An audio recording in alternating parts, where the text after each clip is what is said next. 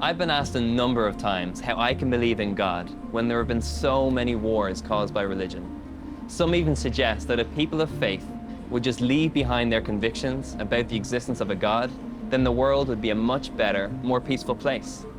The truth is that there's already evidence to suggest that taking God out of the picture doesn't necessarily solve the problem of world peace. The 20th century has been described as the bloodiest of all the centuries. There has been more killing in it than all previous 19 centuries put together. Within the 20th century, we had the rise of the Chinese, the Cambodian, and the Russian regimes. These governments created societies that were absent of religion or belief in God, and yet they were still guilty of creating massive violence and death against its own people. So I think it would be unfair to blame religion as the cause of every war that's ever happened. But if you look at Christianity specifically and the atrocious things done in Jesus' name, it's a shocking reality, and there's no excusing it.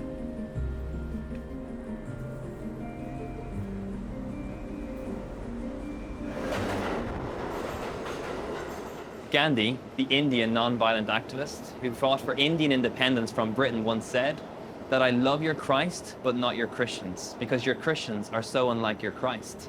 And Gandhi's criticism of Christianity speaks to the darker parts of Christian history.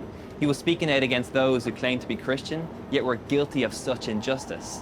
I can only imagine his thought process. How can Jesus' message of peacekeeping, love your enemies, and doing good to those who wrong you, justify war and death?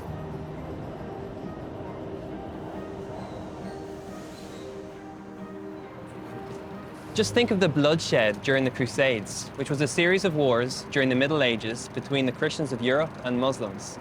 Both parties were guilty of serious atrocities in what they called the name of their religion. I just wonder how Jesus would respond to the death toll of hundreds of thousands of people. There is also the sad fact that many Christians have used the Bible as the foundation for slavery, and others who have used the Bible to condone racism. This is horrific.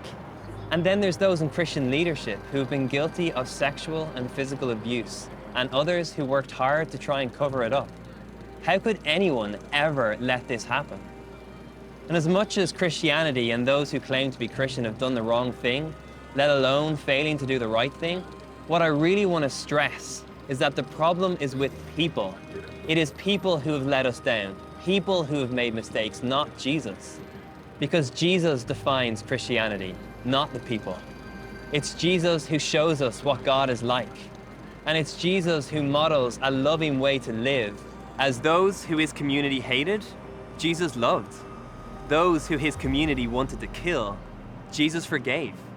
And those who his society considered disgusting, Jesus held and he healed.